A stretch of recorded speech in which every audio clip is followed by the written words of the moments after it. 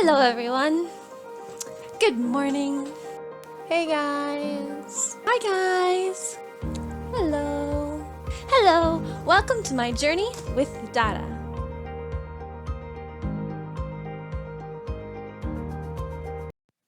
Hi guys. Welcome back to my channel. Don't forget to like and subscribe below. Also, punch that notification bell button because I'm coming with new videos to you every time something new happens. So here's DaDa Reflections after 50 days. What has happened? What have I learned? What do I like and not like? All of that starting now.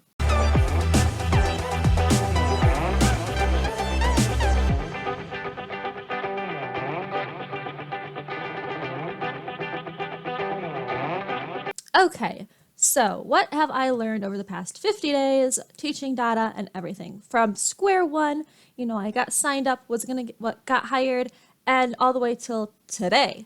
Today is Memorial Day. I have the day off at my regular full-time job, but I decided to pick up an extra hour of classes with DaDa. So that's 2 extra classes for me today. Now, pros and cons, again, because I like to stay organized.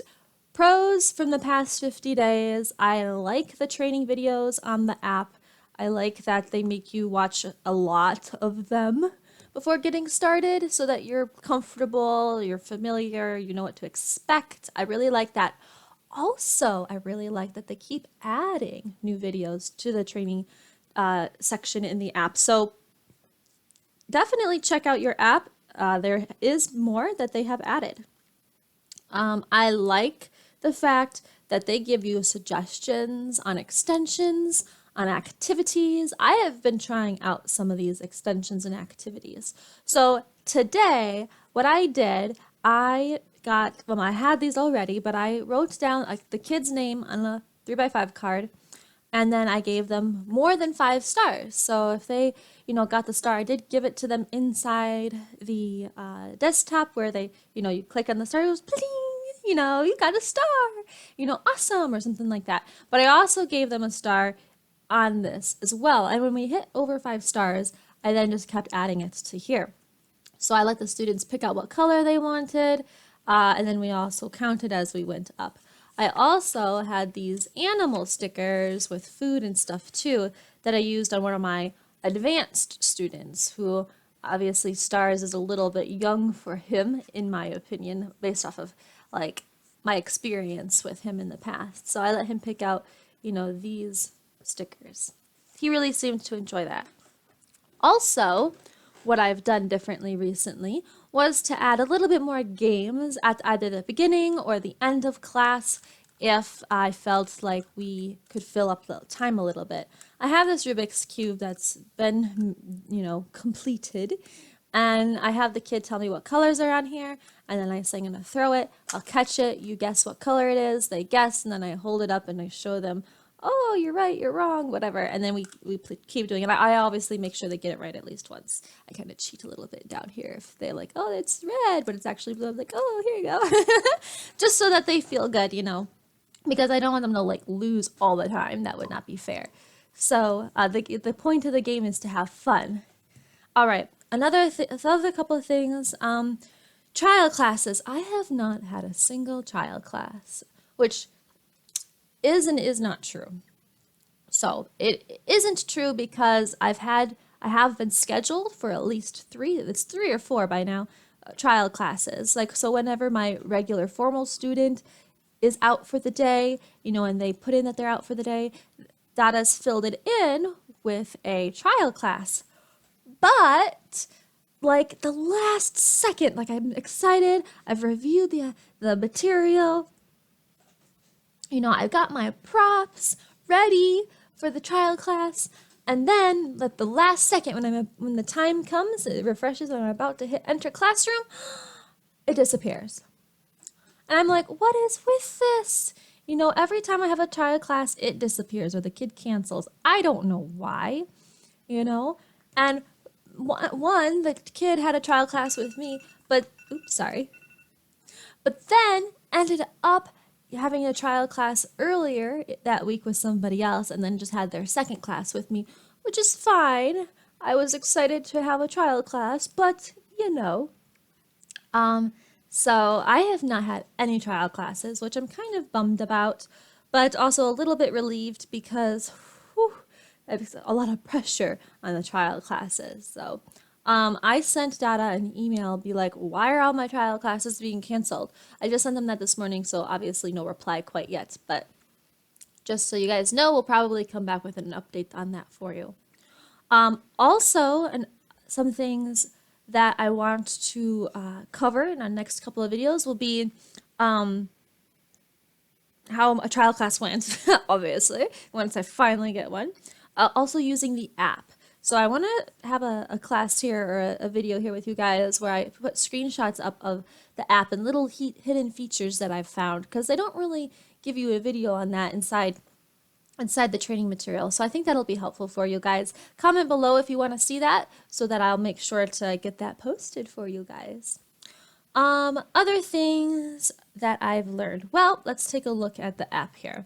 I have taught how many classes now? Let's see here. I thought it showed me somewhere. I guess not. I guess I was looking at something else. But what I do like about the classes is that the kids can give you hearts at the end of the class. So like you give the assessment and you give them stars, they can give you hearts. The 5 hearts is the best, obviously. 0 hearts means they either don't care or hated you. Some students just never give me hearts. I think they just don't care. They do tend to be students who don't really show a lot of interest in the classes, but the students who do, that are like engaging and that do seem to want to learn, they do give me hearts. So for the month of May so far, I have 70 hearts, and keep in mind, you know, that could be considered a low number because I only teach Monday through Thursday, and I only do 1 hour in the morning, where, you know, if I was doing it all the time, it could be a lot more, excuse me. We get paid once a month, so I did get paid on the 15th of this month through Payoneer, and then it hit my bank account just like the next week, a few days later, because it was like a weekend. Let me double check the calendar here. The 15th, yeah, the 15th was Friday, so it hit my bank account like Monday or Tuesday for the following month. So for April, I got paid. Getting paid once a month is not something I'm used to, but obviously this job is just a part-time, try it out type of fun job. It's not super serious, at least not yet, although I do take it seriously because I am teaching children, and I take all my jobs seriously. But in regards to the fact of having the job, it's for fun, it's to try it out, that type of thing. I did get a comment or two under one of my other videos about somebody who did not have a good experience with DaDa and told me to check out Reddit. So I checked out Reddit and I read through some of the comments just to see what people were saying. In my personal opinion so far, and only being with DaDa for 50 days, so just my observation from reading through what was mentioned on Reddit.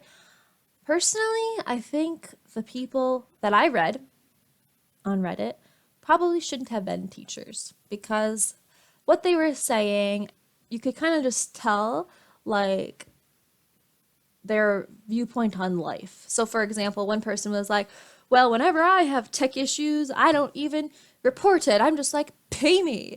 Which, I mean, I understand that you want to get paid for a class if the kid doesn't show up. I get that. I'm with you there too. But to not report technical issues, I mean, that's kind of part of your responsibility.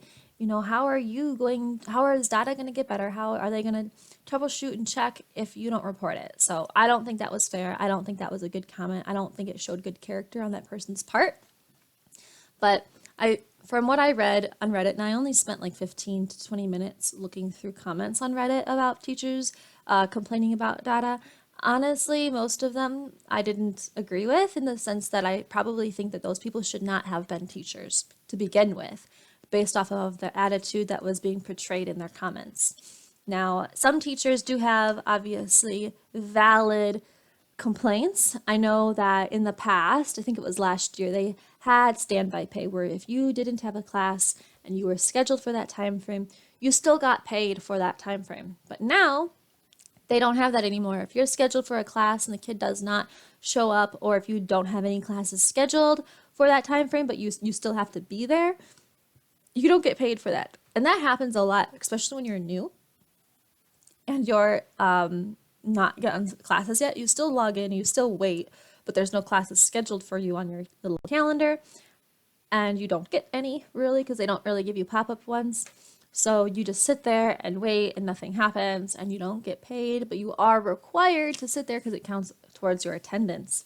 So that is something that kind of sucks. It's not the best, but that is the new rules. And I personally understand why they do it, but I also don't agree with it, if you know what I mean. They want to do it to have all their teachers ready to go, but I also think that you should get paid if you're working. So that's one thing that people have complained about quite a bit, probably the biggest thing, and I do agree with that. That would be nice. But since I'm new, I didn't have the luxury of experiencing that last year, since I've only started working this year in 2020. All right, I found how many classes I had on the app, finally. I have had 29 classes, so about 30 classes, and I've been on here for 50 days, and I've taught a total of 8 students. So that's pretty good. I've taught some students multiple times. Now, I have not hit the 15 class per student hit mark, which affects your stability rate in a good way. So if you have 15 classes with one student, that's usually your formal student, then you will get a little bump, a little bonus for the stability, the fact that you've had them a lot. I think 15 is a pretty high number, but also I don't really know how common it is. I know students can have like 200 classes and so forth that I've seen. So maybe 15 is a low number for a stability rate. One other really interesting thing that's happened recently is it seems that the contract is revolving 2 months. So I started in April, and I just got a notification the other day saying, oh, extend your time or renew your contract, that type of thing. I didn't take a screenshot, I should have, but it would extend it for another 60 days. Extend your time or extend your availability. Not in regards to how many hours I'm working, but in regards to my availability for future up until August. So from mine would end like June 15th, I think it was. So they extended it. I clicked confirm and extended it till August 15th. Now I will be going on vacation in August, so I will definitely give you guys an update on how to ask for leave later when that happens. All right, on to the next subject here. So we covered using the app, some pros and cons. I also wanted to go over a little bit on like things that I've learned with students over these past couple of classes. I've worked on extension activities, and they do have information on this inside the app.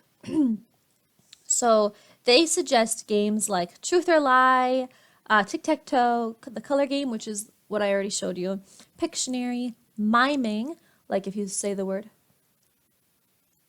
What am I saying? I'm saying hello, for example. Word relay, which we did today, which is where you have a word like hello, it ends with an O, the next word has to start with an O, and then you're going to say Oscar, well, Oscar ends with an R, and then next word starts with an R, and it's like a word train. So word relay we tried today, and I would do that though with a more advanced student who understands more words and is better at communicating their own ideas and such, because students who are not as advanced are really going to struggle with that and might even feel uncomfortable.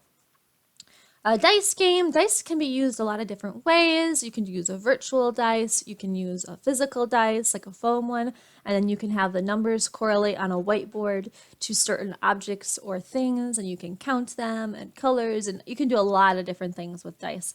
And again, it's in the teacher's app. They show you some videos of some ideas. And then lastly, Hangman. I was a little concerned if they would even let us play Hangman, because it's like Hangman, so, but it is one of their suggested possible games. I have not played that one yet with a kid, I'm interested to see how many kids actually like understand that concept. So that would be interesting as well. And the truth or lie, I would play that with a kid who I've known for a while that actually knows a little bit more about me. Because, I mean, who's gonna know? And if it's who can actually have a fair chance at guessing if it's a truth or a lie? So that's I have played the tic tac toe. That's been fun. Kind of unrelated to the subject. It's not one that you can really tie in, but I know some people are able to do that, and there is some suggested videos. So my favorite game is the color game, miming, and word relay. Word relay I think is my new favorite because that really can shine through the students' knowledge and like thinking their own words up, you know. So that's cool. Let's see what else. Picking up an extra class. Now that's not too hard, and I will actually post a separate video on that because I want to show you guys some screenshots. But picking up extra classes is not that hard, and just make sure you edit the validity, essentially meaning how long you want that extra time frame to stay on your schedule, because you can have it for multiple weeks rather than just one time. I picked up extra validity for today because I had 2 extra classes, but also I've done it in previously as well. All you do, you go into the app. I'll do it here with ya. You go to, let's see here, time slots under me. And then you can see here we have formal, extra, and edit validity. I'll show it to you guys there. And then you just don't click on formal because then you're adding a formal time slot that will go for the whole time of your schedule. Don't do that. I almost made that mistake. Click on extra. Scroll down past what you already do. It'll have it grayed out in your formal time section there. There we go. And then I personally click on hot because I want to make sure I get scheduled for a class. I don't want to sit there for half an hour. And then all you have to do is confirm, and then you go to edit validity. There. And then you'll just click on that little square time slot that you have, and you'll just edit for how long you want it to be valid for. Really easy, really simple. And then they'll hopefully schedule you a class. Now, I do it about like a week in advance, or at least a few days. I don't do it like the day before. I give them a little bit of time to schedule that class for me because I want to have a class, because you're not going to get paid unless you have a class. All right, so pretty much a good experience with DaDa so far. I have enjoyed the students. I haven't had any students who were completely ridiculous or totally rude. Nobody like that at all. Everybody's been very polite. There have been obviously students that are not as advanced and that are a little bit harder to make sure you get the understanding across, but that is what the chat is for. It has translate features. You can just talk slower, break down the words, and do the scaffolding. You know, obviously you are the teacher, you're supposed to know how to do these things, and you're supposed to be teaching them English. You can't assume that they already know everything. So that's good. I have enjoyed the students quite a bit. The pay has been pretty good. This month I've actually taught now for almost a whole month. I still got a week left, and I'm trying to pick up a few extra hours because I'll hit the next payment bracket for the oh my gosh, I'm not remembering the word. Let me take a look here. The next payment bracket, what is that called? Let me see here.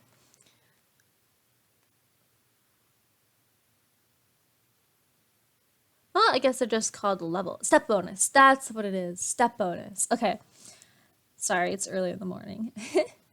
So here you can see the different step bonuses. Right now, I am under 20 hours for the month, so I only get an extra $1. If I work just a few more hours for this month, I will bump up to the $3 extra per hour, which I really am trying to do. I just don't know if I'm going to hit that or not because I have to work an extra. Let me see, what does it say now after today? Let's see.